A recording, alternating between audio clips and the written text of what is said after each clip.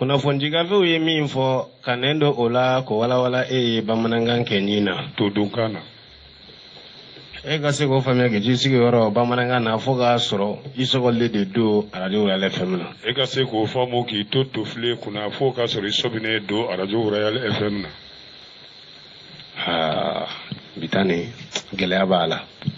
bitani a ka di sisan kɔni n'a daminɛ kɔni kɛra nin ayi bɛnkɛ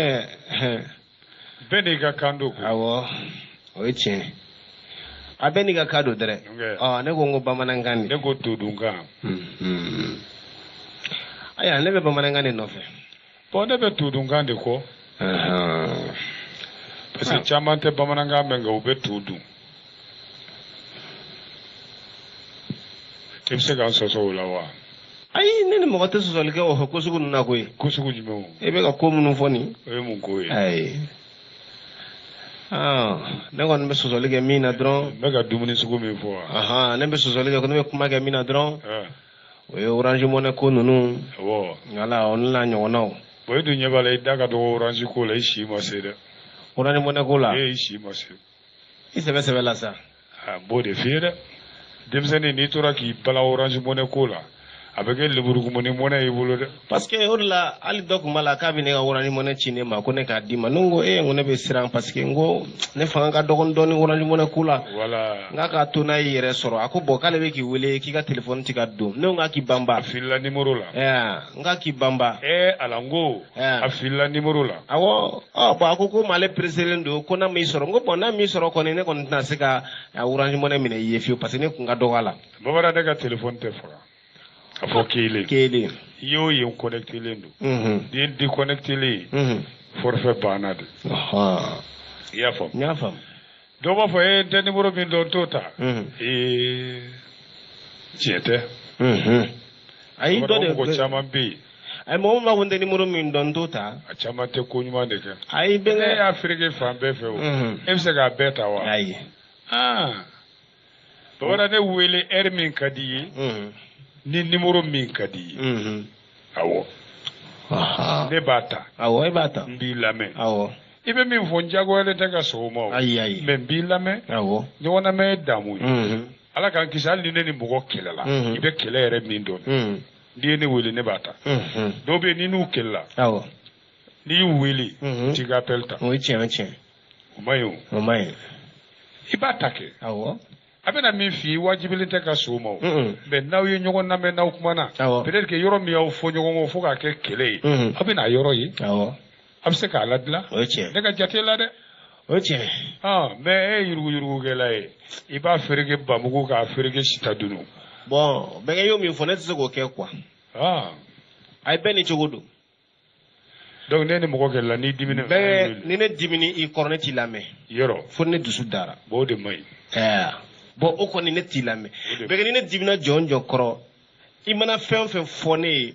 a tɛ don ne kunkolo kɔnɔ fo ni ne yɛrɛ de maa dara ni n kɔni maa dara n b'i lamɛn bon i b'a essayer k'o yɔrɔ i b'o furakɛ n tɛ se ka fura la i b'o améliorer o ye dusukun de ye o de bɛ wele ko sagesse o ka gɛlɛn o de bɛ kojugu kɛ ne na ne tɛ kuma ɲɔgɔnya tigɛ ne n'i cɛ o ayi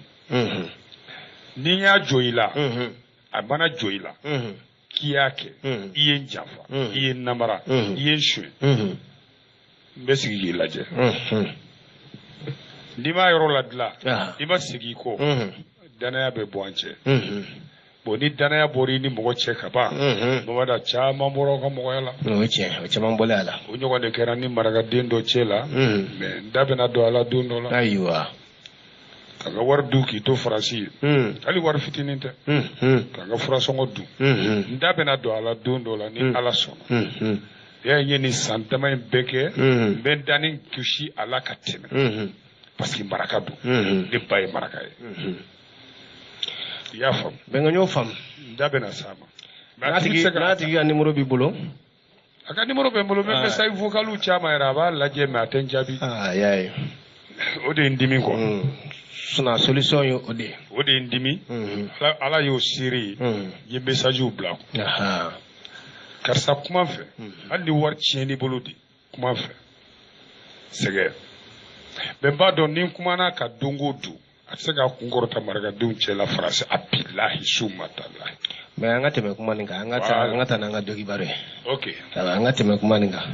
Donc c'est pour te dire que e ma b'a ko misi bɛ jeli to a yɛrɛ la ka nɔnɔ bɔ. Aw bɛ fɔ u b'o fɔ de bɛnkɛ. Awɔ. A ka kuma lamɛn. I ni mɔgɔ kɛlɛ i dimina kɔrɔ cogo cogo. Awɔ. N'a y'i wele a ta. N bɛna ɲini ka n kalan na. A ka gɛlɛn ma dɛ. A lamɛn tu n'es pas obligé a bɛ min f'i ye i ka sɔn o ma o. A ka gɛlɛn ma dɛ. Mais e k'a lamɛn bani. Kana lamɛn ni dusu ye. A lamɛn ni basigi ye. I b'a ye aw bɛ ɲɔgɔn ye. Sinon hali waati laban na bɛnkɛ a dɔ kɛra ne la. Non tellement dusu bɔra ne dimina. A ye ne baarakɛɲɔgɔn ka numéro de minɛ ne bolo ni nkalon ye. Awɔ. Ko ale balimamuso terimuso y'o ye k'a mago b'a la ko bɛna taa voyage la ko n k'a ka numéro ci a ma k'a bɛna sama d'a ma ka taa jaa a bɛ ka taa wele commissariat. Alahu akbar. Ka tila k'a fɔ o n baarakɛɲɔgɔn ye ko ne de ale ye a ka numéro minɛ ne de bolo. Ka tila ka taa wele commissariat. Alahu akbar. Bɛnkɛ a ye n wele n m'a lamɛn quoi n ko a kɛ ne tigɛrɛ la fo lahara. I ma k'i fa ye. O ye tiɲɛ. Dɔnni b'a den ka taa nkalon tigɛ tan. Bon bɛnkɛ olu dimi sugu ne kan b'o de ma quoi n tɛ se k'a tigi lamɛn quoi. Ayiwa. O dɔrɔn o n'a ɲɔgɔnna quoi mais i y'a fɔ cogo min na. Dusukun ka baara de kɔni. Voilà ne ni tɛ kelen yɔrɔ la bɛnkɛ ne yɛrɛ dama bɛ ba i la yɔrɔ la quoi. Bamanan e ko ni mɔgɔ bɛ ne dɔn mɔgɔ bɛ ne dɔn ka tɛmɛ e kan. A ka gɛlɛn dɛ. E bɛ ne dɔn dɛ. Bamanan Ala ye muɲu ni sabali dɔ di ne ma. Ala ye limaniya dɔ di ne lora ma. Ala ye ko caman kɛ ne ye. Mais n bɛ Ala fo k'a barikada. Kosɛbɛ bɛnkɛ maa bɛ Ala fo k'a barikada. O de Ala ye ne sɔn limaniya la. Hali bi Ala ka dɔ fara a kan. N tɛ ɲɛbɔ i fɛ ko fɛn b'i bolo. N t'i kanu fɛn ko kama. N b'i kanu Ala jati kama. N'i ye ne kanu ne b'i kanu Ala kama. Walasa suma 7 min bɛ jɔ don. N k'an yɛrɛ ye o suma. Ala k'o suma nɔgɔya ye. A banna. Ala k'o suma nɔgɔya ye. A banna. Siga t'a la. Bamanan fɛn fɛn bɛ diɲɛ na yan. O ɲɔgɔnna min bɛ arijinɛ kɔnɔ a ka fisa n'a siɲɛ 1000 yirika. Siga t'o la. N'i y'i ba diɲɛ dulɔ la. I bɛ lahara dulɔ min. Mais n'i ye diɲɛ dulɔ min i tɛ lahara dulɔ min. Kana siga fiyewu. A ye tɛ siga o la bɛnkɛ. N'i ye diɲɛ hɛrɛ ta. N'i m'i kɔlɔsi i tɛ lahara hɛrɛ sɔrɔ. Parce que diɲɛ hɛrɛ bɛ sɔn k'i kafa k'i fili i yɛrɛ ma. Nin ye tiɲɛ ye. Ala ye ne sɔn o limaniya la. Ustaz. Ti kɔrɔtɔ. Ayi. Garisɛgɛ bɛ Ala de bolo. A ka jɔ min ka di a b'a don. O ye tiɲɛ dɛ. Bisimilahi rahmani rahim. Zalika fadlullahi yu'tihi man yasha'u ladul asim. Bɛnkɛ n'i ma dabila a bɛna kɛ wajulu ye dɛ. E bɛ ka nin kuranɛ haya minnu kalanni daminɛ nin bɛnkɛ e kana to nin na ka don n'an ye wajulu kuma a kɔjiba kɔnɔ sa ka cogoba. Sɛgɛn de bɛ na. I ɲɛ wajuluba la dɔrɔn. A ye wajulu wɛrɛ bila bɛnkɛ kun. Allah.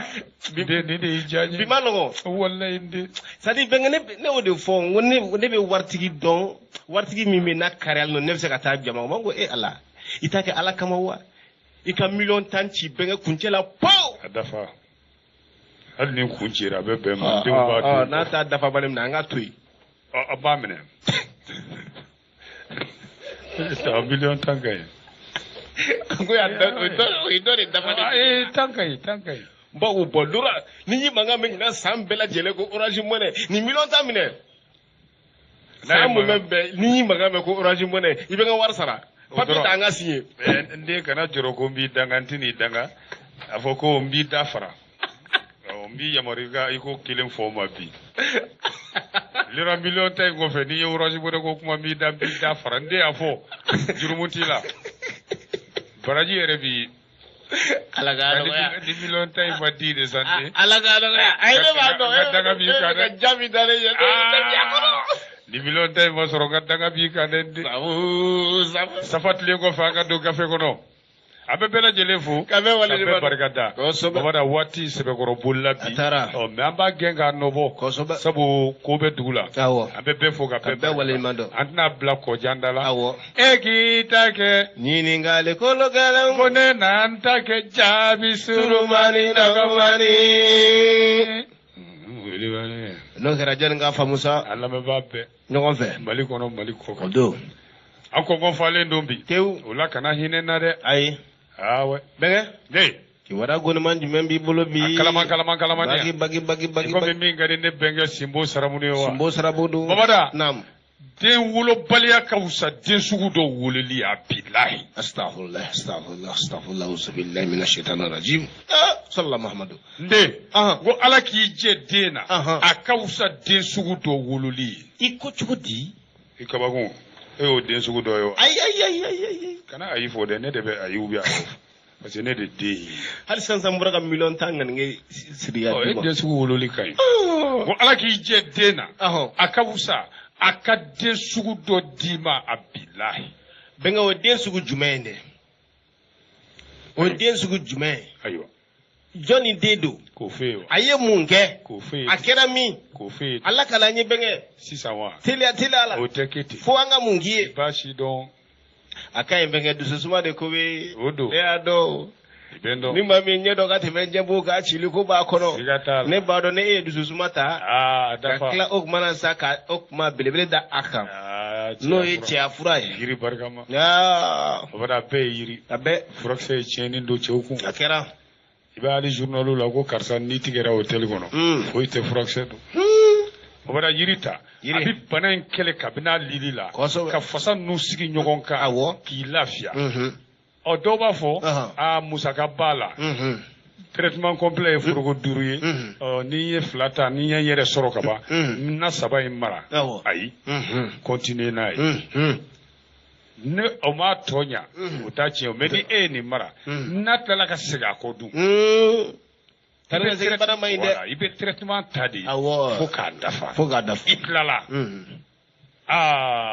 madamu yɛrɛ hali n t'a fɔ madamu kelen dɛ madamu bɛɛ u b'a dɔn ko yɛlɛma ko dɔn yɛlɛmana ɲama kɔrɔ babada hakiliw sigilen tɔntɔntɔ i komi min ka di Deyi Kulubali ye babada ani ne bɛnkɛ Maganera an b'a fo kosɛbɛ Maganera ye n bɛnkɛ i bɛnkɛ don wa bɛnkɛli kɔni o ɲɛna babada e ma ɲininkali kɛ wa o ye den sugu jumɛn ye jɔnni den don a ye mun kɛ a kɛra min ko k'a bɛɛ ɲɛf'i ye ni Ala sɔnna n b'a ɲɛf'i ye bisimila amina rabi Ala k'i ka dugawu minɛ Ala k'o dugawu minɛ Ala k'an dusu suma an fɛ k'o bɛɛ lajɛlen na min Adama Sangare Simo ta ani sisi Kalawa Modi New York o don babada a ka magasin yɛlɛmana a yɛlɛmana 125 la 7e ni 8e furancɛ la nka a bɛ 7e kunyanfan fɛ de kosɛbɛ a ka building numéro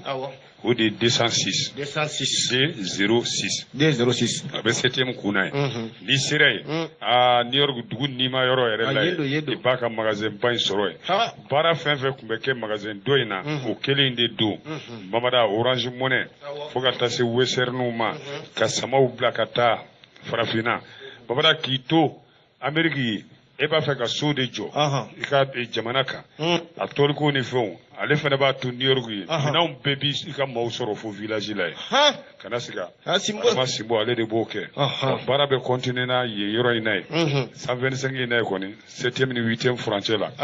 k'a da bɛɛ lajɛlen tulo kan anw minnu sigilen bɛ New York ye k'a da an bɛɛ tulo kan o tuma n'an bɛ Simbo ka yɔrɔ ɲini sisan a diyara an bɛɛ an y'a mɛn 125 n'Ala sɔnna n bɛna se 7e ni 8e furancɛ awɔ n bɛna se n bɛna sama bila ka taa Mali la ayiwa bisimila n bɛna bila ka taa i b'a bila ka na di jɔn ma Mali la bɛnkɛ bɛ yen Laurent Jacques Kulubali o ka ɲi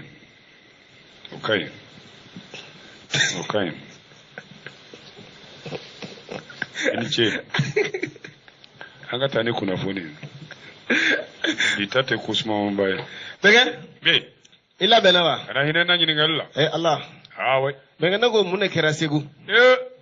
Tarabasoli subhanallah la hawla wala quwwata illa billah. Ko Segu wa awɔ 2 points l'attaque du commissariat du 2e arrondissement fait des blessés et des dommages o y'a nanzaraka wala bamanankan na bɛnkɛ an ka nin faamu n'o tɛ ni danna an tɛna se ka nin faamu dɛ Segu a commissariat filanan dantɛmɛ walekɛlaw taara yen Tarabaso babada polisi dɔw joginna u ye mobili dɔw fana tiɲɛ o kɛra cogo di bɛna ni ɲɛf'i ye o wala yɔrɔ commissariat 2e arrondissement Segu a bɛ Segu quartier min na o de ye Amdalayi ye maajugu taara bi o de ka minnu ma lakodɔn o bɛ a kɛra ntɛnɛn don ntɛnɛn sufɛ nɛgɛ ɲɛ 21 tɛmɛnen ni sangaɲɛ 30 bɔɲɔgɔnko ye an ye kunnafoni sɔrɔ ka bɔ sigida la cogo min dɛ maa ninnu nana pick-up dɔ de la n'o ye katikati ye ka na dɔrɔn k'u ɲɛsin commissariat la ka mugu dayɛlɛ ten pɔn awɔ ka a bɛn ka taa Gaya soro polisi fana ma ɲina u yɛrɛ kɔ dɛ olu fana y'u kunbɛn poro tiu poro u y'u yɛrɛ ta sen tɛgɛ ani ko laban e kun bɛ yen a y'a sɔrɔ ne tɛ tun bɛ ɲɔnɔ ala i y'a fɔ o kunna jala n'o tɛ bɛnkɛ kun b'u bɛɛ ban n tun bɛ ɲɔnɔ ayiwa naamu babada u b'u yɛrɛ ta sa wa a kɛra nka an ka sɔrɔsi ɲɛmaw yɛrɛ ye kunnafoni di k'a fɔ polisiw dɔw joginna dɔw ko 2 dɔw ko 3 mana kɛ cogo cogo hali ni 1 don o ka ca olu joginna u ka mobili min kun jɔlen bɛ u y'o kɛ ɲintin ye ni kisɛ ye bon datɛmɛwalekɛla ninnu u fana ka maa kelen an y'o minɛ a banna ni ka sɔrɔ ka yala daminɛ sa parce que u y'u kunna Sido Sonikura de kan o tuma an ka cɛdenw fana wulila ka t'u tarabaso u la ye u kɔni tun bɛ ɲɔgɔn kɔ u ye tɛnɛ su bɛɛ kɛ ɲɔgɔn kɔ o yɔrɔ ninnu na ye i y'a faamu mun de tora sisan an bɛ nɔgɔya da de kɛ banabagatɔw ye ala k'u segin u yɛrɛ ma komi ala donna n'u cɛ maa n'i ma to a la an kɔni m'o ye fɔlɔ dɛ o tuma an b'a ɲini an ka lakana tigilamɔgɔw fɛ babada u k'u ɲɛ yɛlɛ u k'u hakili t'u yɛrɛ la dɛ u kana kɔlɔsili dabila koyi ni min bɔra ko la nin bɛɛ kɔfɛ n'an y'a ye an tɛn'o lase an lamɛnbaaw ma ladiriya la bisimila bɛnkɛ ayiwa jɔn minɛna o kuma in de bɛ yan koyi finalement Tata Rose mise sous mandat de dépôt c'est mercredi bɛnkɛ o y'a nansaraka walawala bamanankan na an bɛɛ k'a faamu babada ko Rose minɛna ni ko Rose caman t'a dɔw la f'i k'a fɔ ko vie chère vie chère muso kumaba jɛma min bɛ bɔ jabaraw ni bɔlɔlɔ siraw kan ko vie chère o y'a bila ka taa boli k'a ye mun kɛ kabako ye muso don wa ayi babada kabini tɛnɛn don yɔrɔ o kun ye nin activiste ba ye n'o ye madame Sidibe Olukiyatu Dumbuya ye ni bɛɛ ko a ma Tata Rose dɔw ko Tanti Rose u tun y'a welewelema da jigituguzaw fɛ minnu bɛ 5e arrondissement na Lafiyabugu yan fan in fɛ yen kosɛbɛ ko siga kɛra a la jalaki binna a kan yɔrɔ bɛɛ b'a dɔn ni min ye o de ye a bɛ bɔ ka kɛlɛ min kɛ bɔlɔlɔ siraw fɛ ko dun ka fa gɛlɛyara ayiwa i ka dɔn beaucoup d'encre ont coulé angiri bon kumaw cayara sa kuma caman kɔni fɔra nka a ma ɲa min wa a kɛr'o ye u y'a bila i ka dɔn kasobon na kunu bi yɛrɛ bi tɛ le 15 yan sɔgɔmada na tribunal ba commune kati district de Bamako o tuma olu y'a bila ka taa musow ka kaso la Bole ni o ye musow dagayɔrɔ ye kaso la ye Bole a nɔminɛ kun ye mun ye bɛnkɛ an bɛ fɛ k'o de dɔn sisan k'a bɛ ka jama su ka kɛ murutili kan a bɛ ka jama yuguyugu bɔlɔlɔ siraw fɛ a bɛ ka mɔgɔw dusu funteni ka bɔ ka kɛ balawu kan u taara n'a ye musow ka kaso la Bole Yirimajɔ yan fan fɛ a ka kiri o bɛ kɛ juin kalo tile 14 ni ala sɔnna ni min bɔra a la yan'o cɛ n'an y'a ye an t'a lase an lamɛnbaaw ma laadiriya la siga t'o la bisimila bɛnkɛ arasa bilala wa ka bila wa arasi basi kɔni ayi a ma bila ayiwa a walawala seconde nuit en prison pour Arasbat. L'activiste Mohamed Issou Bachili alias Arasbat a passé hier sa seconde nuit à la prison centrale de Bamako. Mɔgɔ bɛ se k'a fɔ k'o bilara. Ayi a walawala.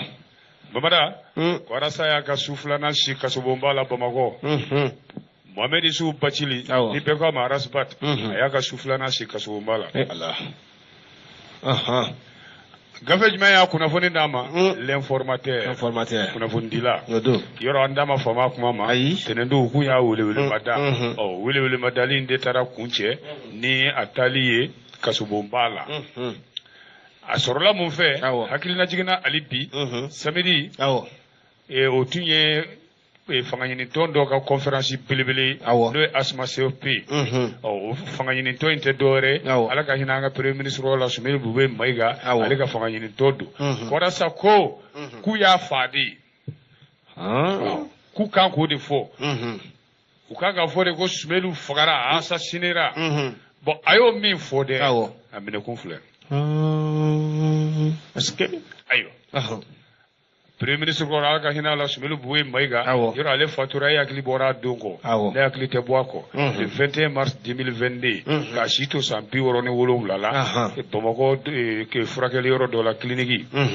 ayiwa i b'a dɔn politiki dɔnba ŋana kɔrɔba de kun don u kun y'a minɛ k'a don kaso la ko yurugu yera ko dɔw la Sumeli Boye Mayiga yɔrɔ a tun bɛ kaso la kabini 2021 utu kalo la kasobonba yɛrɛ la Bamakɔ ye a nɔ minɛna ko yurugu dɔw kɛra an ka sɔrɔsi minɛnsanw na ani jamanakuntigi ka avion san na min baara ninnu bɛɛ kɛra 2014 o dun y'a sɔrɔ ale de tun y'an ka finitigiw ka minisiri ye ayiwa décembre kalo san 2021 o taara n'a ye clinique la Bamakɔ o y'a sɔrɔ a bana juguyara a fatura o de kɔfɛ o dun y'a sɔrɔ a ka denbaya n'a ka docteurw kun y'a ɲini ka dɛsɛ kolokoto ko k'a d'u ma ko n'a ma taa kɔfɛ ko n'u k'u b'a furakɛ yan k'a bi sa dɛ ko sabu a ka kɛnɛya tun bɛ ka don galama la yɛrɛ ayiwa bon nin ye Arasa ta ko caman de ye kaso la i y'a faamu ni activiste belebele ye procureur min bɛ commune kati la a ka tɔndenw n'o ye CDR maaw ye olu ko commune kati procureur k'o de ye minɛli sɛbɛn d'a kan k'a bila ka taa kasobonba la olu y'o fɔ u ka bɔlɔlɔsiraw kan polisiw de kɔni tun y'a wele a yɛrɛ ka so 10 heures waati ntɛnɛn k'a lamɛn ni ka taa n'a ye procureur fɛ yen a taa procureur fɛ yen dɔrɔn procureur y'a lamɛn k'u ka taa n'a ye k'a ka kiiri bɛ kɛ juin kalo tile 13 nata hakilina jiginna Arasaba tun minɛna o u kun ye nomineli bɔ a nɔ kan ko a ye magistrat dɔw fana a ye kuma jɛngɛnen fɔ olu ma o kun kɛra sababu ye fo magistratw ka lafasatɔn belebele fila SAM n'o ye syndicat autonome de la magistrature ani SYLMA n'o ye syndicat libre de la magistrature olu bɛɛ bɔra ka fara ɲɔgɔn kan ka kunnafoni di o kunnafoni de kɔnɔna la u y'a jateminɛ ko maa dɔw bɛ ka bɔ bɔlɔlɔsira fɛ ka dɔgɔyama ta ni ka ɲɛsin olu ma ni kuma jɛngɛnen u ye kiri sira fɛ o tuma la sa o dun sɔrɔla mun fɛ maa minnu bilara n'u tun nɔminɛlen don fugulanbilenmatigiw ni fugulanduguɲumantigiw ka kɛlɛ la maa mugan bɔɲɔgɔnko ma sa wa ko a y'i da don o kuma in de la fangakɔrɔ in bintɔ la n'o ye Amadu Aya ka coup d'état ye ayiwa 2012 bon Arasbat i b'a dɔn a bɛ émission kɛ radio dɔ la Bamakɔ ye wa tɔn belebele dɔ fana ɲɛmaa don n'o ye CDR ye Arasbat kɔni a tɔgɔ ye bɔlɔlɔw minɛ sa Mamada waati min na a ye kɛlɛ ta ka fangakɔrɔ sɛgɛrɛ n'o ye Alama hinɛna Ibrahim Boubacar Keita ka fanga ye Mamada Ibrahim Boubacar Keita bɔra k'u ka fanga la gosi fo k'u kogoya maaw ye o kɛra sababu ye yugu ni ɲagaɲagaw wulila ayiwa nka kabini sɔrɔsiw y'u sen don ko la ka coup d'état kɛ sa surtout coup d'état filanan yɛrɛ kɛlen kɔfɛ 2021 Mamada Arasa wulila k'i jɔ meeting Mali kɔnɔ Mali kɔ kan Mamada ani kumaw a bɛ bɔ a b'a ka tiɲɛ kunamanw fɔ Mamada gouvernement kura maaw ma n'o ye transition ma ayiwa o dun y'a sɔrɔ o tɛ fila ye o dun y'a sɔrɔ u kun y'a nɔ minɛ tugun k'a kɛ wo la k'u kun b'a fɛ ka jamana bawuli a n'an ka premier ministre kɔrɔ dɔ n'o ye Bubu Sise u y'a kɛ kaso la o fana na a ye kalo 3 bɔɲɔgɔnko k'o la u nana bila le 19 avril kalo 3 bɔɲɔgɔnko ka d'a kan kiri yɛrɛ ye décision bɔ ko k'u bila ko k'o affaire yɛrɛ dossier datugu donc nin ye Arasa nin y'a ta coup sabanan ye a ma bila fɔlɔ an kɔni an m'o ye n'an y'a ye a bɛ diya an ye mais an m'o ye bisimila Ala k'a daɲuman don a ko la Ala k'a nɔgɔya amin bɛn an bɛ taa ɲɛfɛ sabu ji sɛnsɛnnen min ka di ayiwa kunnafoni mana walawala i t'a kɛcogo ni ɲɔgɔn na bɛnkɛ a bɛɛ faamu siga t'a la mais an bɛɛ kɔni b'a dɔn min ka di ye o fana faamuyalen don donc an fana tɛna ɲinɛ i kɔ o la abada kana siga fiyewu an bɛ n'i ka poche kɔnɔna giriya k'a sɛbɛkɔrɔ giriya fo n ka dɛsɛ ka taama an ma bɛɛ kɛ gabakuruw ye n den ma mɛn kaba bɛɛ kɛ mun ye i ye fɛn dɔ fɔ yen dɛ ou bien ne de m'a faamu ka sɔrɔ k'i ka téléphone fɛnɛ giriya ni orange bɔra caman ye poche ka giri nka o bɛ giriya ni gabakuruw de ye nka an bɛ téléphone giriya ni orange an ka bi ta bila yan an ka bi ta bila ka téléphone giriya a mɛ gabakuru mɛn ko n tɛ se ka kuma o gabakuru poids bɛ ka jouer nka n tɛ se ka kuma o la sa a ka ɲi sa an bɛ poche giriya ni CFA billet caman ye ka orange money ka orange i ka téléphone fa orange money la kɛ euro ye ka poche fa ni euro ye ka Orange Money ko fani CFA ye sinon ere kɔni se ka ti Orange Money bɛ kɛ CFA ye ka poche kɛ euro ye voilà bisimila bɛnkɛ mun bɛ douane kɔnɔ awɔ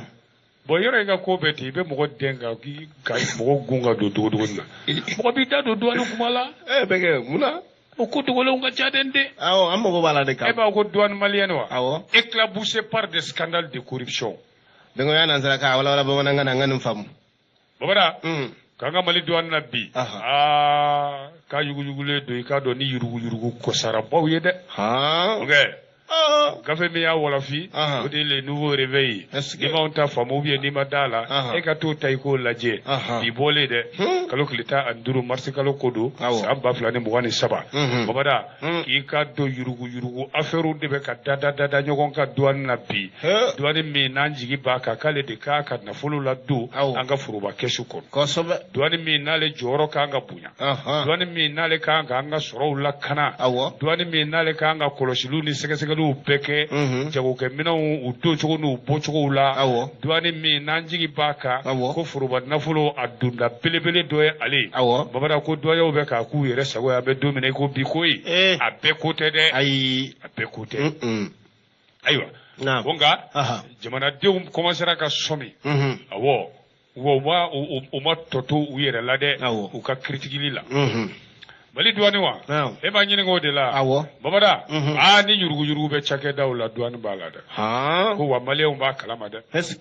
ko douanier simple ni ninnu dɔrɔn tɛ koyi ayi babada safinɛ den kelen walima cigarette paquet ni forodini minɛni k'o tɛ ko n'i k'i bɛ douane yuruguyurugu ɲini o yɔrɔ la e tɛ foyi ye babada dɛ k'i b'a chef baw de yɔrɔ ɲini minnu bɛ miliyariw de kɛ ɲɔgɔn kan ni jamana ka sutura ye Allah ni ko y'an bolo dɛ o nafolo bɛ kɛ ɲɔgɔn kan cogo di babada déclaration fu fausse déclaration chèquew bɛ tunu n'o ye waribɔ sɛbɛn chèque babada conteneur minan min b'a kɔnɔ a tɛ ɲini k'a ɲɛ dɔn a bɛ dédouaner ka sɔrɔ a kɔnɔfɛnw ma sɛgɛsɛgɛ wa a nɔ tɛ ye k'i b'a yuruguyurugu ɲini o yɔrɔw de la n'o tɛ douanier kɛ sigilen poche la wa babada n'i dan n'o ma i tɛ foyi ye est-ce que ko n'a ɲɔgɔnna caman koyi babada an balima dɔ a yɛrɛ fɛnɛ faama kɔrɔba de ale de bɔra ka gundo in bɔrɔtɔ ne fɛnɛ taara ta dogodogonin na ka na n'a ye est-ce que ayiwa ko bi n'i y'a ye tɔgɔ ɲuman tɛ douaniers la bi yuruguyurugu don dɛ k'i m'a ye ko douanier famakɔrɔ y'o de fɔ a ko i m'a ye ko baarakɛla min tɛ sɛgɛnnafiɲɛbɔ fɛ n'o ye retraité ye ko douanier don koyi est-ce que ko douanier tɛ retraité fɛ dɛ a t'a fɛ k'u yɛrɛ b'o fɔ mɛnɛ ayiwa est-ce que ko nka i bilara ka t'u ka ɲɛmaaya soba yɛrɛ la sa u caman hami yɛrɛ ye o de ye ka jɔyɔrɔba d'u ma ye ka sanayɛlɛ d'u ma ye babada k'o de sɔrɔ ka teli o fanga ka bon o nafolo k'a jibi la o de ka ca est-ce que wali douanier dɔw bɛ yen u ye waatinin kɛ kaso la koyi mɛ u bɔra u y'u segi u nɔ la ɲɛmaaya so la ye est-ce que babada ni ko ye dɛ u ye baara daminɛ douanier ninnu caman bɛ yen olu y'u niyɔrɔba sɔrɔ a la ka d'a ka jɔyɔrɔba minnu dir'u ma yɔrɔ douane na jɔyɔrɔw de bɛ yen min sɔrɔ ka bon ni min les postes juteux voire des machines à cash o ye machines de bɛ yen babada kuma n'a fɔ cogo don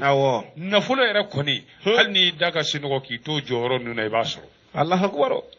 fɛn min ye n y'a f'i ye n ko waribɔ sɛbɛn min tununa i ye n bila ka don dogodogonin kɔnɔ de dɛ chèque min tununa ani déclaration fu minnu bɛ kɛ conteneur minnu bɛ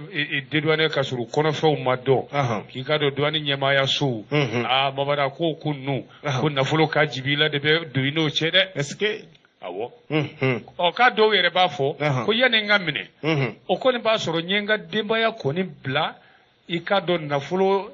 gata kɔrɔ sa san 50 hali ni n tɛ yen ne ka denbaya tɛ ɲani tellement an y'a cɛ k'a kɛ ɲɔgɔn kan a tɛ tɛmɛ ala ta kan ayiwa sɛbɛn fasiriba ko ɲankuma o de bɛ na ni déclaration fu ninnu ye douane sira yɛrɛ bɛɛ fɛ n'i k'i bɛ a ta nafolo kunda o chèque min tununa nin babada i b'a dɔn joli tun don wa ayi CFA wari miliyari 5 subhanallah o chèque de buruna a ma mɛn dɛ wa an da ma faamu a kuma ma est-ce que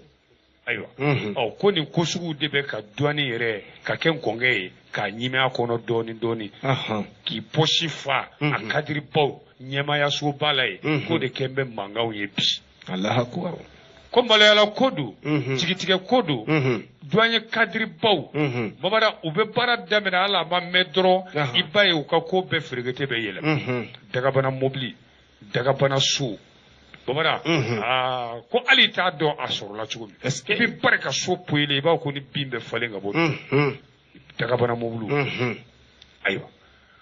ko yuruguyurugu kɔni ayi a ɲɔ ɲɛlen de douane kɔnɔ bi dɛ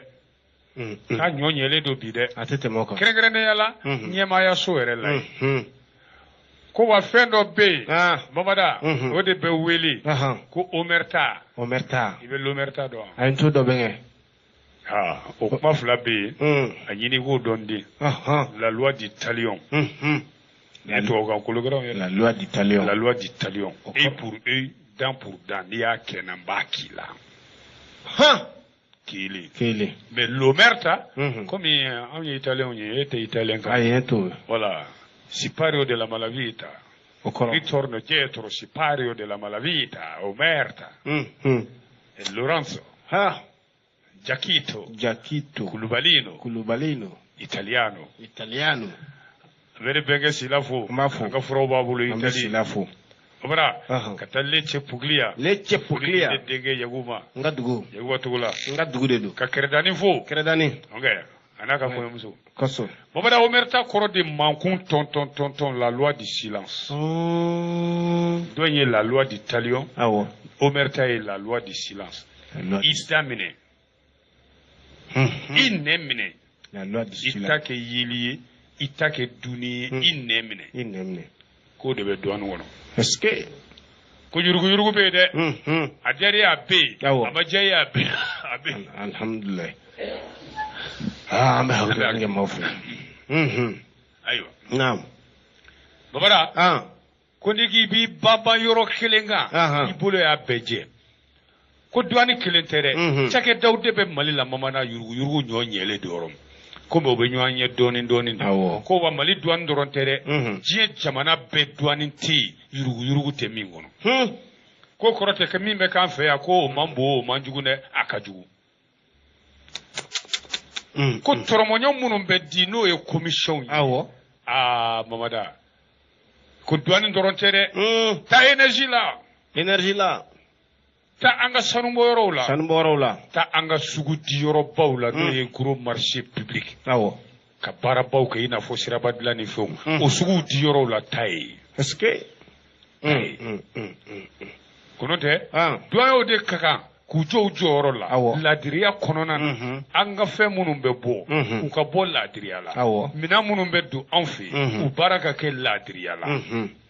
ko yiro an yɛrɛ fɛ yan an bɛ mina minnu bɔ kɔfɛ kana mamada ni douane y'a ka baara kɛ a ɲɛma miliyari 50 ko kuma tɛ fɔ a la salon dɔrɔn 2022 est-ce que les importations ont dépassé les 50 milliards de francs CFA en 2022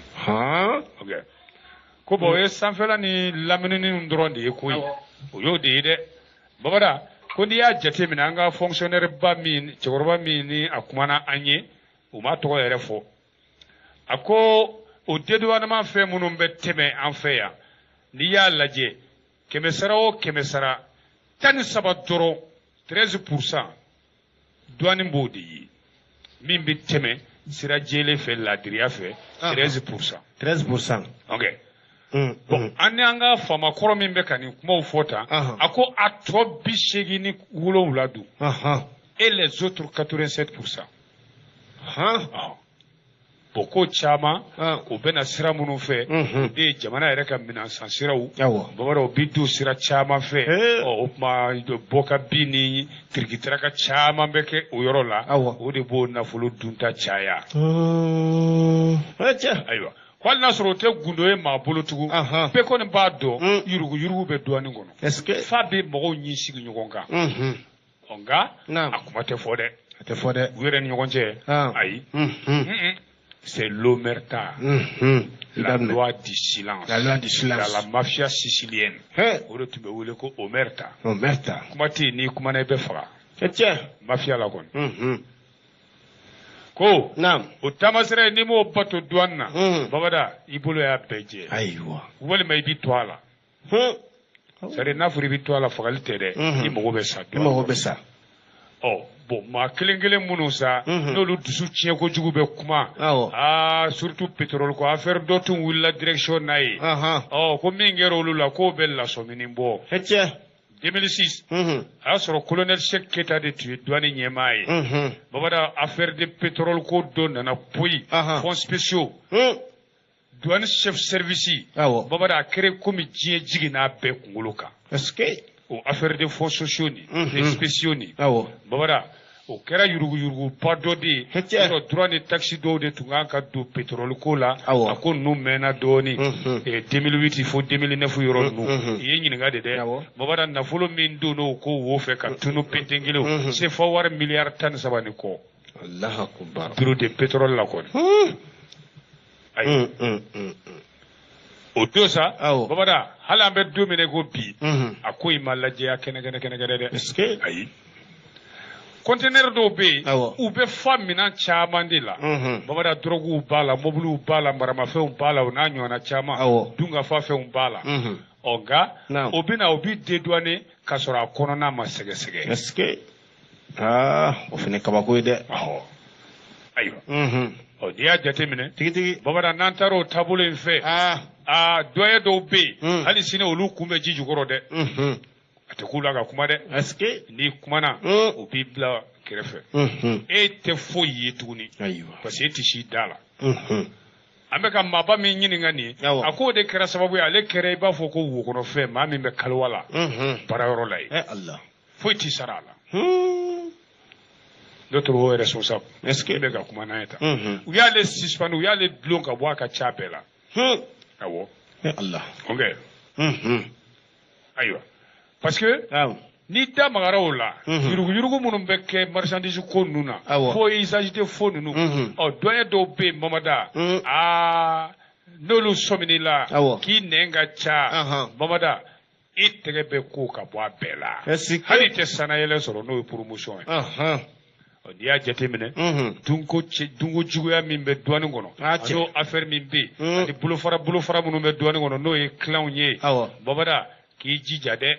i kana mɔgɔ la i kana ɲɛmaa ladimi dɛ ayiwa minnu kɔni n'olu b'u yɛrɛ ɲininka k'a fɔ a mɛnna nin ko in bɛ senna douane na ye fura jumɛn bi sɔrɔ a la a bi furakɛ cogo di wa nafolo k'a jibi lajɛ de bi bɔ koyi espèce sonnante et trébuchante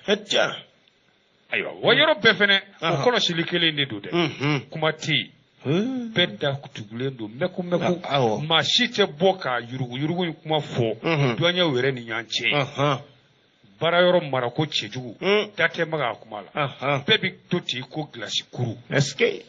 bolofaraw ni ɲɔgɔn cɛ n'o ye kilaw ye kadiribaw yɛrɛ ni ɲɔgɔn cɛ ayiwa o kɔni y'a sɔrɔ nafolo ko nin bɛ ka dun o a bɛ ka bɔ a bɛ ta mɛ a ti ɲɛ dɔn sabu a kuma tɛ fɔ o maire ta la loi du silence o maire ta o mankun tɔntɔn kelen de don dɛ awɔ ka d'a kan u ka ɲɛmaa ba yɛrɛ n'o ye douane directeur ba ye min bɛ bi inspecteur général Amadu Konate k'ale yɛrɛ bɛ nafolo ka jibila dada ɲɔgɔn kan k'a di dɔw ma u ka baara kɛ o la sa tubabukan na n bɛ segin a kan i y'a faamu ok on reste de marbre face à la gestion clanique des cadres de la douane mais surtout face à cette gabegie ambiante qui hypothèque l'avenir des Maliens et partout c'est le même silence assourdissant parce que le tout puissant patron de la douane l'inspecteur général Amadou Konaté verse des liasses dans leur escarcelle. Est-ce que il ma fɛn fara ka bɛɛ kɛ ko kuma la dɔnyaw ka dɛsɛ yɔrɔ dɔw la ko tɛgɛrɛ kan ka fɔ u kun yafa kan ka kɛ u ma wa ɲininkali gɛlɛn ko wa o tɛ hasard ye dɛ filila ko tɛ koyi n'an ka sɔrɔ ni nafolo minisiri yɛrɛ Aluseni Sanu k'a bɔra ka foli ni félicitation lettre di douane ɲɛmaa ma Konatɛ mɔgɔ b'o faamu cogo di chèque tununa miliyari 5 chèque tununa douane na malilay déclaration fu be ka ke cordon douanier la malilay fausse déclaration ani ka fo ni recette kera ka soro fausse réalisation des recettes de do titre 2022 ulu bekera est-ce que aywa kuna foro be ko fe lettre de félicitations dira douane directeur ko kasoro hake munum be fo no e konti des vrais faux chiffres montant min be fo de ani tiens ka ja comme bela ministre lettre de félicitations de douane comme abo famu mais c'est bien facile pas on a travaillé nouveau réveil là à quoi amina segini kumaka aywa nous y reviendrons ambita amina sigatala babara be douane yere ufu douane la duru ko do de directeur régional des douanes Sigassou Bazet non c'est pas gros fla ani classe kana jigala bora Bazeta non kana do ale kani yuru esa yo ke yaji hali ka do akani ala kuyi ntomando c'est mamindu akala ko kabu ntomande du Bazet ntomafu ka chef de bureau fu ambu befu amba chef de bureau fu chef de bureau fu ko sobe ka dogona ke fu ere makono chef de bureau amba befu ere makono amba fu ka chef brigade fu ambu befu bimingone ambu befu ka douane barakela befu amba befu baraka nyogondu bega be foli sirantu bakari drame ma anga dususuma nanga tia fura chama mabulo ye aya de douane ya atrani chama a de douane français atrani chama 600 non te beta no fele wala na dusus na anga pibiso da be dron aka numéro bala ya tran fura chama 600 ko sobe kan nga julu sra 06 51 66 26 mais benga adu famana ga jidon chema ngere ku safula famana ga agreement chema mais akubela ka numéro bi kungolo kono tenyina ko 06 51 51 66 26 no ibado ouais no ibado mais ibenga do bien bon benga korodo benga korodo adati banendo doni sandu bakari idati to manjane ite jija ka kura ko sobe ni ma kura abe bane bismillah benga be doyen be fo ya fo tumuna doyen ni man be abe amba baraka no fo ko me yere be baraka douane na ebe be ka bureau fa ndon fe be daga bureau be radio la ya le bureau de recettes les douaniers fin fesro obuna recette ne ma ya ne ba signer benga da ita signature va pete kelere nous nani mi bi ni signature mi go ni sinintate wala sa krido akafoko ni ntema kile benga yirugu benga na kechugudu ala kechugudu de basa kechugula ndi abende mbeni bekela ukasini sikidila kaseka itaji bau joka dawa no tendere ko ni teo daga wor ko benga ni itaji balo nun joche benga ni tia on ben be ferika dungoy daga wor ko mamu hali ni furu la be amba be ferika dunche parce que anda ta furu lo mora wor du yoruba ere furu nunde o hectare muwa peki ba furu do be ala daga bana villa o jo ko furu ko nay ka jamana war tikete ka ta furu la be ko beke o villa nungono e o te ala siraye Allah ala kan sabunya ami bismillah bege ne ayi mun fo gere nay boro gere na koy uye mun fo e be akuma na minga e ba do report du référendum ko koro furuba kala fili mboli mingera dogo ko o boro de tumbe gere na mali tribunal ataka la sama gafedu di boli de o gere na deusa an hakili ko na fanga français fanga yeni minge ni ka furuba kala fili mbo dogo koro anyena wala sa ali bi kuma nyogonya ka bamba ma chaman ki hakili na doni ko ingoro do e sharia kura ngani ay jamana fanga français fanga nyema munun banguna bi yoro juma temeno bora ka fo ko furuba kala fili min dunga ga ke dimashi nata ka bora duko koro doni o ya kun yere be fo anda ma fama kuma ma kadaka kala fili jegulu bay no e eji o malla ko do ko sobo o ma wala gata be ka famu ani jamana jose sharia kura yere kono article amanye fo ko sobe nango ambita furuba kala fili lola abike kunfe kala fili grenade on kumana ya ira kafo ulu ko ni nana siran an sirane no grengono de kadaka kuma kan chaman de be ka sangorota munun goni ni ulu be jamana jose sharia kura injuguyala ulu ta ko fe fiu i b'a dɔn yɔrɔ dɔw b'a kɔnɔ n'o y'a sariya kisɛ dɔw ye o ma faamuya maliyɛnw yɛrɛ ni ɲɔgɔn cɛ sama-samali b'o la n'i ye gɛrɛnadenw ka kuma kɔni mɛn ko kolonɛli ninnu u ka kan ka min kɛ Bamada nin ko in na k'u ka lamɛnli kɛ u ka lamɛnli kɛ dɛ ka lamɛnli kɛ ayiwa o la sa kolonɛliw nana dɔn k'a fɔ fanga ɲinitɔw n'o ye kilasi politigiw ye o caman tɛ ko in na lafasatɔw n'o ye sɛndikaw ye o caman tɛ ko in na diinɛ ɲɛmaw n'o ani diinɛ jɛkulu o caman tɛ ko in na société civile o caman kɛn bɛ k'i kɔ da nin ko in na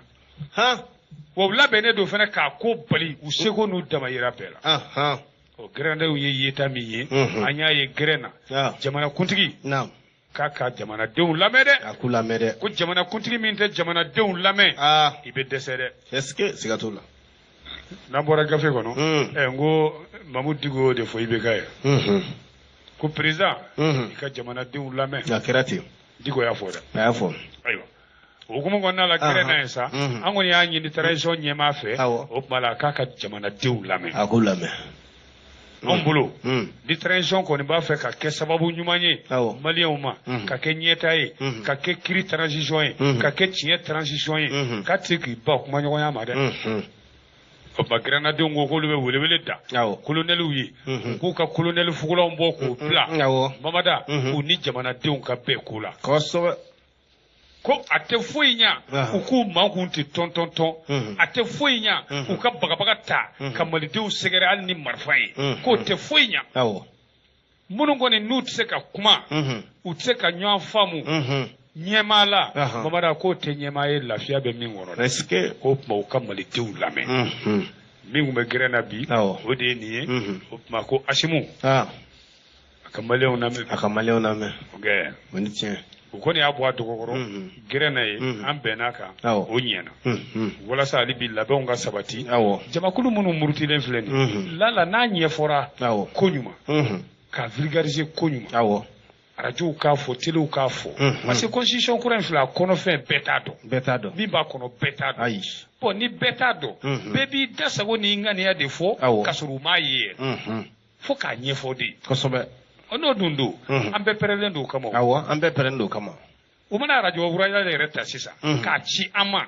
Bamada an b'a walawala maaw b'a faamu an b'a walawala ni maaw y'a faamu i b'a ye baara in bɛ nɔgɔya a bɛ nɔgɔya kojugu bɛnkɛ mais ni fɛn ma ɲɛfɔ a tɛ faamu dɛ a tɛ faamu dɛ bisimila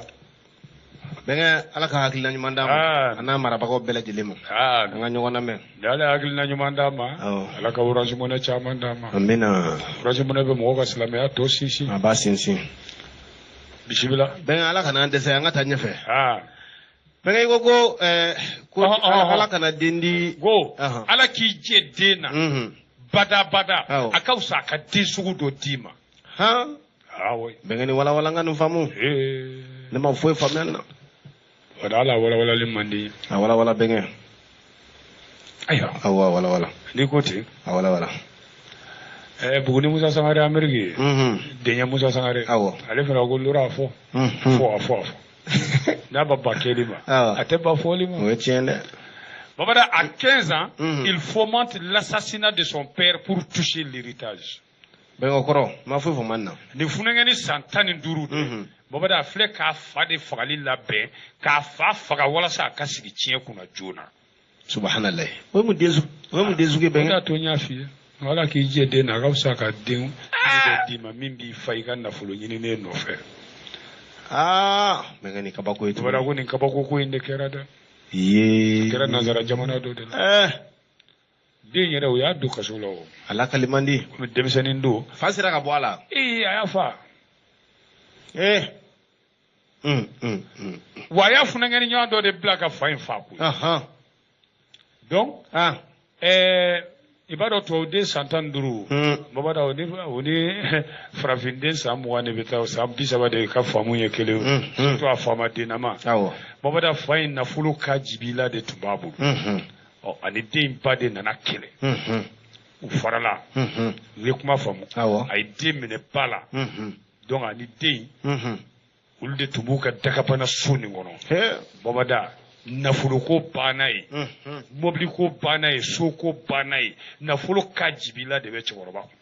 cɛkɔrɔba ye to de la ka muso wɛrɛ furu maintenant ale ni o muso in ani den olu de tun bɛ ɲɔgɔn kan ye ayiwa sɛbɛn fasiriba ko yala o den ni a fa muso in k'olu de ma bɛn wa ou bien mun de ye den in bila nin na nka an bɛna a ɲɛdɔn n'a y'an lamɛn an ka taa dɔɔni dɔɔni an bɛna a ɲɛdɔn fa in babada nafolo de tun b'a bolo Allah bon den nana ye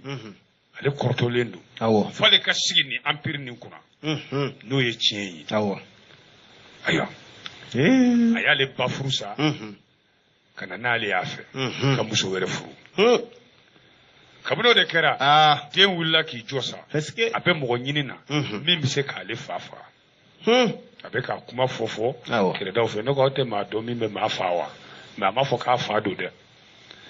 bɛɛ ɲɛna dɔ de b'a kɔ a bɛ mɔgɔ ɲini na k'o fɛn il a la recherche d'un tueur à gage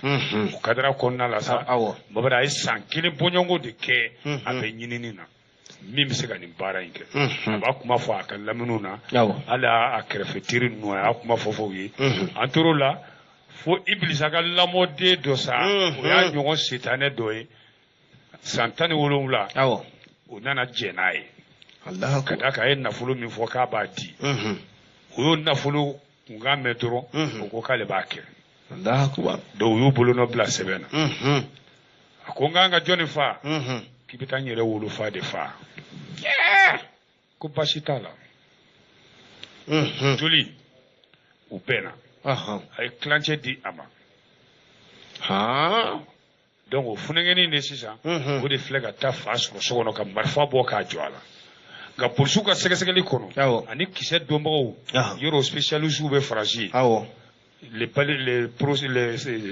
les experts en balistique ayiwa olu y'a ye k'a fɔ a kɛlen ka marifa bɔ k'a ɲɛsin fa la a yiranyiranna dɔɔnin a tun t'a fɛ k'a ci o jatigɛ kɔnɔna de la a y'a ci kisɛ taara fa sɔrɔ a kunkolo la ka fa fa o kɛlen polisiw ma wuli sɛgɛsɛgɛli la wa jigituguzaw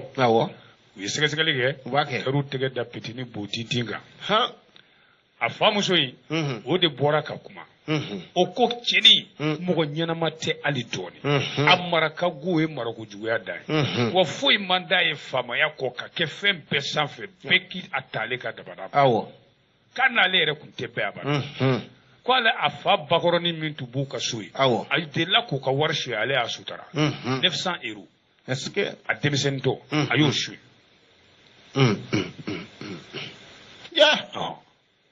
donc maintenant jigituguzaw y'u sɛgɛsɛgɛli de daminɛ u sera a ma u y'a ɲininka ko yala i fa fagali e de y'a fɛɛrɛ tigɛ ka i cɛɲɔgɔnkɛ in bila k'a faga tout ça ko awɔ k'i y'o kɛ ka da mun kan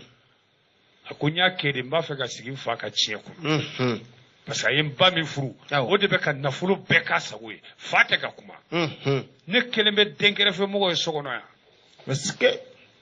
donc n b'a ko ban ni ba in ma taa n ye min kɛ fa la n b'a ɲɔgɔn k'a la a bɛ ka nin fɔ kiiri tigila k'a sɔrɔ ale ma bila fɔlɔ an ka denmisɛnnin san 16 i y'a faamu n y'a faamu polisiw b'a ɲa mɛn o y'a ka ko di bawaji ma a ɲa mɛn comme denmisɛnninw ka kaso bɛ yen o y'a bila ka taa ye n'a si sera maakɔrɔbaya ye tuma min o tuma u bɛ kiiri in papiye bɔ o tuma u b'a kiiri ani doni min ka kan o da kun o de y'a to n ko kana den sɔrɔ fiyewu a ka fisa den sugu dɔw sɔrɔli siga t'a la bɛnkɛ nin ye kojugu ye sa n kana den sɔrɔ o ma fisa ni nin ye wa diɲɛlatigɛ kabako caman ye ne de ye n ka wari ɲini k'e ba furu bon bɛnkɛ gafe kɔni kɔfɛ tɛ bɛnkɛ ne bɛ diɲɛ na bi dɛ ni ne bɛ diɲɛ na bi bɛnkɛ baro dɔw bɛ yen i b'a mɛn i tulo la don dɔw la i b'a ye i kunkolo bɛ sufɛ kosɛbɛ kɛ i ka nafolo yɛrɛ ɲininen k'i si bɛɛ ka nafolo ɲini ka denbaya bɛɛ lajɛlen la don hɛrɛ la olu yɛrɛ bɛ fɛɛrɛ de kɛ sa e yɛrɛ ka bɔ yen sa olu k'u sago kɛ nafolo la sabu e tigɛ jalen don nafolo kan siga t'a la k'a sɔrɔ dɔw b'a k'i ye kanu yɛrɛ kama k'i kanu faama dan ye kabini ala kan da o ma deli k'i ye o dɔ ye Segu Dunbiya ye Gabɔ Gabɔ bamanan ma ne ka téléphone ko kuma fɔ o don Papa Sila yana ale ta kana Segu Doumbouya de ye téléphone bɔ Gabon k'a terikɛ dɔ wele Bamakɔ Batogo la ko wuli ka taa Sikaso i ka Laurent ninnu ka radio ɲini i tɛgɛ ni Laurent tɛgɛ i ka taa ni téléphone d'a ma Technopark 8 Technospark 8 Segu Doumbouya Gabon ka Doumbouya b'a fɔ Fakoli Jamujankoli n bɛ Doumbouya lakaw dɔn kojugu foli barama ni foli barantan Bɛrɛka Bɔgɔlandi Bulama fɛn la Doumbouya ye Bula ye Bagayɔgɔ ye Bula ye Dancogo ye Bula ye Jeliba Idisu Da Tarawele ye Bula ye Jalo ye Bula ye Jeliba Segu Doumbouya barika o kɔni o bɛ faamuya mais Jalo ye Bula ye Jakite ye Bula ye fulaw ne ma fulaw bɛ se ka ba parce que a ba ye Doumbouya ye donc a tɛ se ka ba Bulaya ma